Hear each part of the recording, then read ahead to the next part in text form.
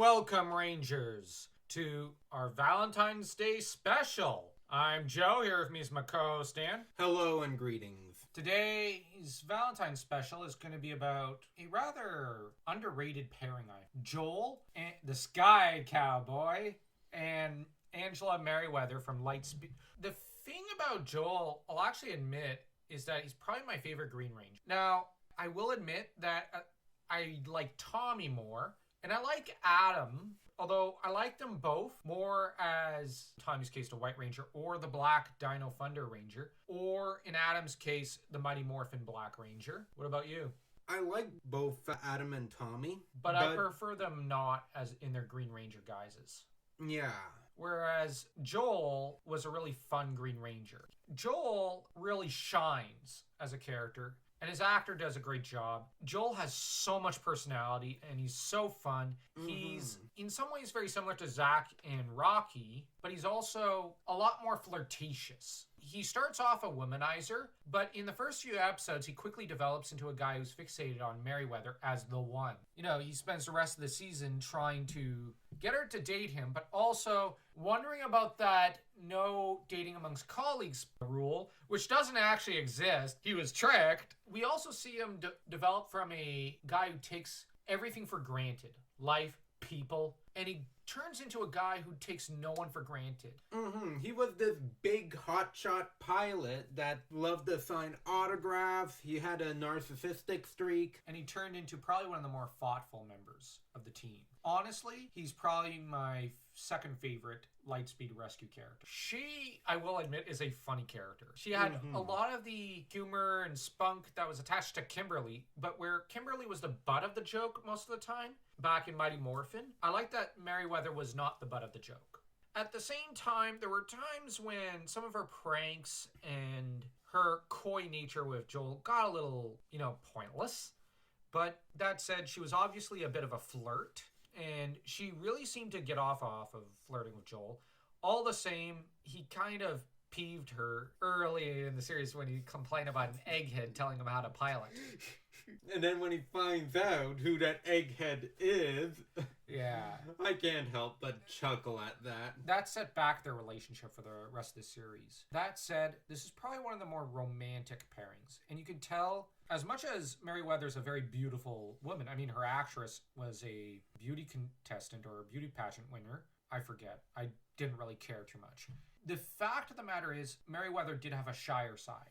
Most of her improvements around the Rangers were focused around Joel. She obviously was more interested in protecting him or helping him. I would argue Mitchell was the one who ordered her to focus also on the Blue and Red Ranger morphers. The thing is, this was both a problem, given that she was neglecting her duties towards the other Rangers, and it was romantic. This is a pairing that is very romantic. She does not have much experience with men in some ways. But he, on the other hand, I would argue, has too much experience with women. Yeah. And let's face it, at the start of the series, he is a slut. He's a man. Oh, yeah. He's a man whore. He is. Like, I'm not trying to cuss, but he was. But I like that journey from being someone who's very promiscuous to being someone who doesn't take someone like Merryweather for granted. This is a rather idealized kind of relationship akin to Barney Stinson going straight and narrow in a way with a lady. And those kind of stories can be really good and moving when well written.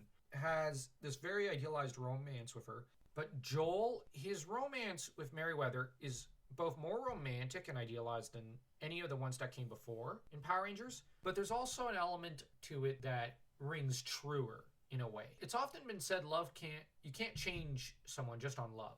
I would argue, yes, you can, but it's not the kind of, oh, well, if I love him enough, he'll stop beating me. No, I don't mean that. You need to know when to walk away. No, like self-love enough to not compromise yourself too much for the other person, because love is all about compromise and sacrifice. But that's what Joel is doing for her. She walks away and says, hey, if you're not going to treat me with respect and dignity, I'm walking.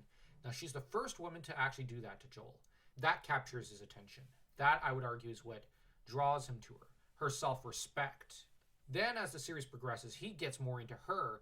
Now, she's playing coy and whatnot. And I would argue there's a hint of uncertainty on her end until the last episode or so, where she just says, you know what, if you save us all, I'll go on a date with you. At which point he proceeds to basically save them in under a minute or two and just proves himself to be the hero of the series in that moment. That was funny. She lurches between flirting with Joel and pulling back uncertainly. She does not have much experience because she's an egghead. She spent more time on her devices and with her brother, who all but raised her, than she did with men. Joel's the one with all the experience, but the problem is Joel has no experience with love. Yeah, Joel judged her based on her physical beauty, not realizing that there was a lot more going on between her ears. Yeah, she's way smarter than him.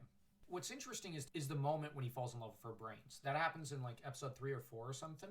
He falls for her brains, and the thing is, though, she kind of doubts him early on. Oh, yeah, for good reason. He constantly tries to prove himself. There is a brief time when she seems to be toying with him a little, watching him squirm and having fun. But then when he starts getting a bit more serious about pushing her to date him, she puts the brakes on that. She really pulls back a lot. Then he gets jealous of her brother, not realizing it's her brother. At that point, she's kind of playing with him, but you can see that she's indecisive. Joel, once he decides he's in love with her, he's all in. It's like... But she's the one going, I don't know. Joel's like a teenage boy ogling all these pretty women, and then when he finds the one, he starts to mature into a man. Yeah. Well, that's a hero's journey in literature. That's very common. Joel needs to kind of grow into realizing what love is.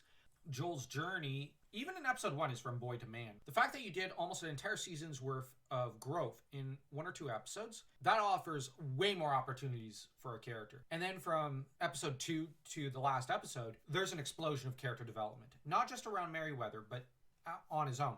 And the same with Merryweather. We see them develop as individuals, as well as their friendship, because they become best friends. And they do obviously lust after each other. I don't say that derisively or in a derogatory manner. No.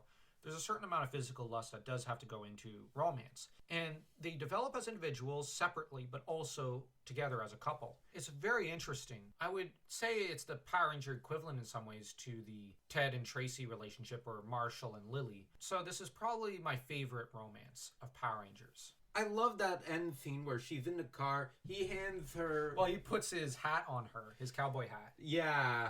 Yeah, I really like that scene. I would argue Joel's equivalent of the engagement ring. Yeah, it's good to see a good romantic couple. This pairing is probably the number 1 now. Mm-hmm. I know a lot of people are hung up about Tommy and Kim or Andros and Ashley, but this is the pairing to end all pairings in Power Rangers.